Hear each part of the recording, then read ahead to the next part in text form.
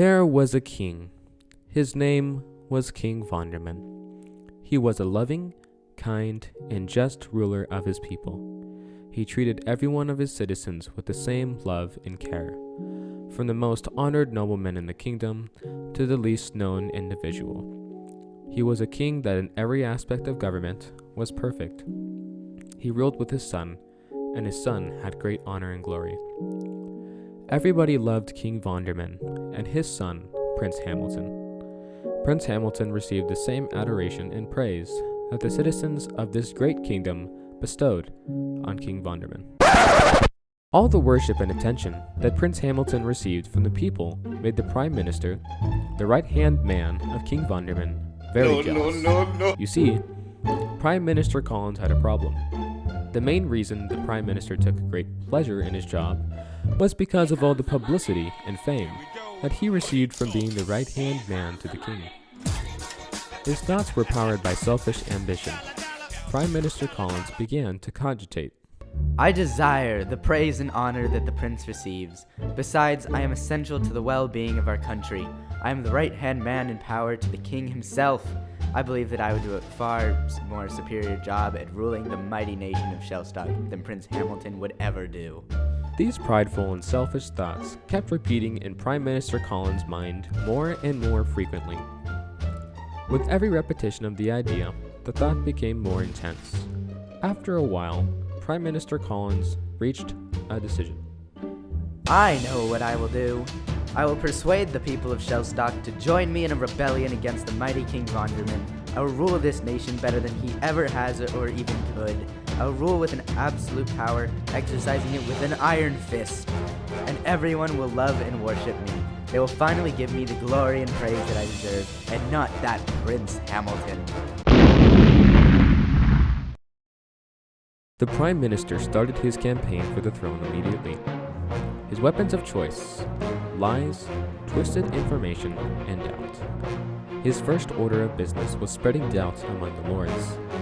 He went to all the different officials and planted seeds of suspicion and doubt. He would say things like, You know how the king is grandly prosperous in all his riches, correct? He had his palace designed by only the finest of artisans. His plates that himself and his guests eat off of are made of the purest gold in all the world. He wears clothes of silk on a daily basis. Don't you think that if you, as lords, are so vital to our nation being as successful as it is, the king could be a lot more generous with all the wealth that he has? Do you think it is possible that he is being cheap with your paycheck? He is not treating you as you deserve.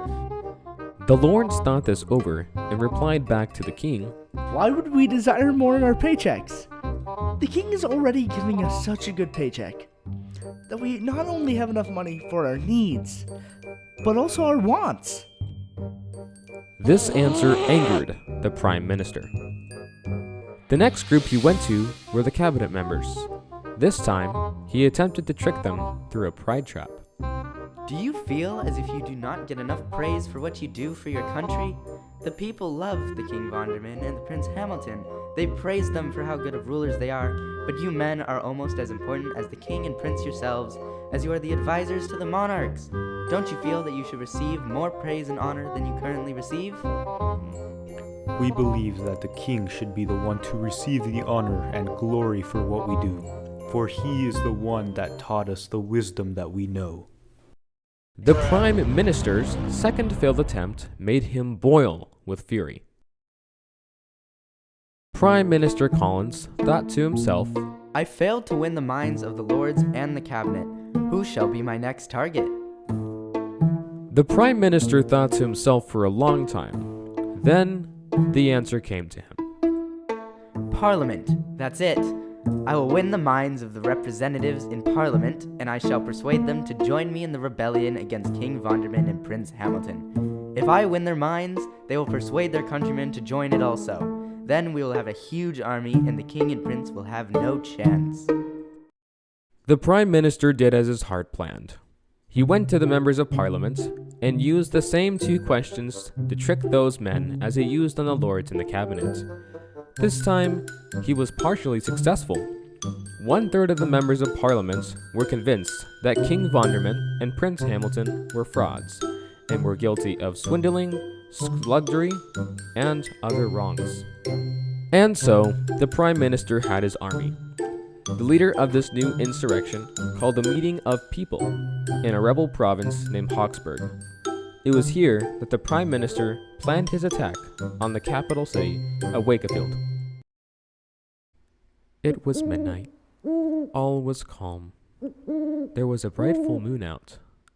Owls hooting, people sleeping, no trouble in sight. The rebel army made their approach on the capital silently. Prime Minister Collins and his army were surprised to find armies upon armies of Shelstock's finest warriors ready to fight them at the front of the capital. The Prime Minister and his army let down their weapons and held up their hands in surrender. And then suddenly, seeming out of nowhere, the king and prince came up to the Prime Minister.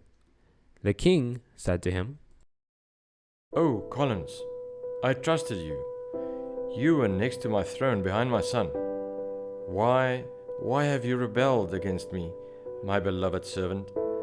Is pride and worship more important to you than our friendship in this country? Because I can no longer trust you, you shall no longer serve as a prime minister. Neither shall the deputies you tricked serve in parliament. I will, though, show you mercy and pardon the count of treason against you and allow you to keep your citizenship with Shelstock. Besides that, you shall be banished from the capital, you and your followers.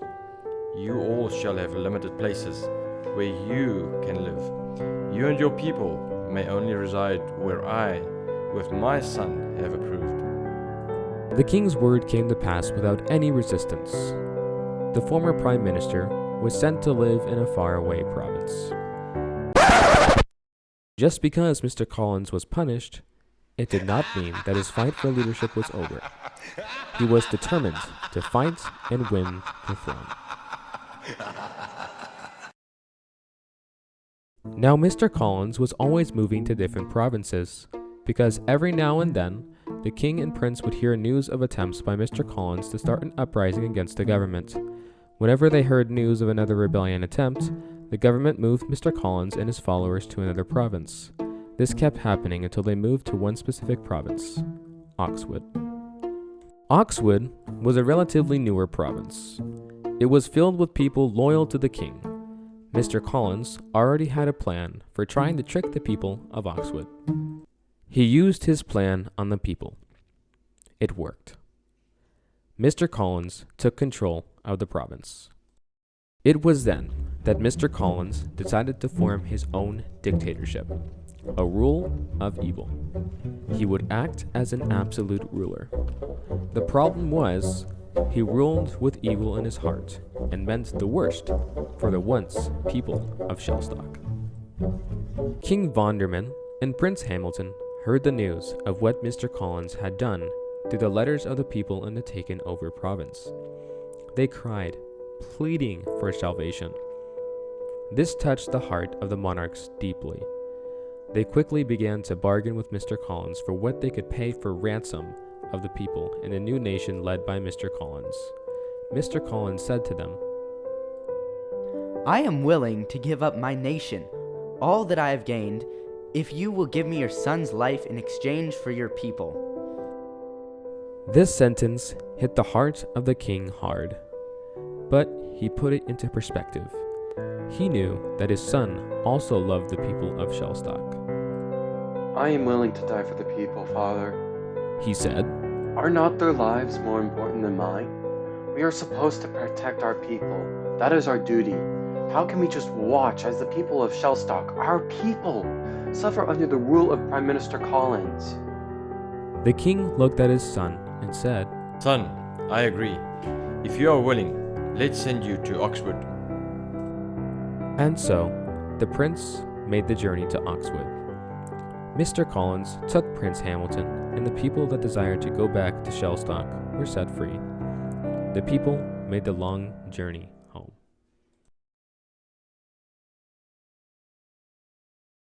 The king sat on his throne, sobbing for his son. But then, somebody came in. It was his son. He was beaten up, but was there. The king was so excited to see his son. He asked him, What happened? How? How are you here? The prince replied to his father, Well, I was in prison for a while, beaten and mistreated. But then one of your medics decided to stay, and who knew? This medic of yours was an expert at breaking people out of prison, and so he did. And now I'm here. The king was like, Okay. and then Prince Hamilton said to the king, Father, shall we go and finish this rebellion and restore peace to the land? King Vonderman said, Yeah, sure. and so they did. They marched their army once again to Oxwood and purified the land of the rebels, government leaders, and even Mr. Collins. Of course, the king and prince hated every minute of this, because it meant saying goodbye to those that were the king's beloved. But it was the right thing to do. Innocent people were hurt by the turned evil Mr. Collins, and it was right to stop him and all his followers in their tracks. The reign of terror of Mr. Collins now came to an end. Peace was restored to the kingdom. The prince healed rapidly from being thrown in prison. The people adapted back to living in the wonderful land of Shelstock, and most of all, the king and his beloved people were united once again to live happily forever and ever.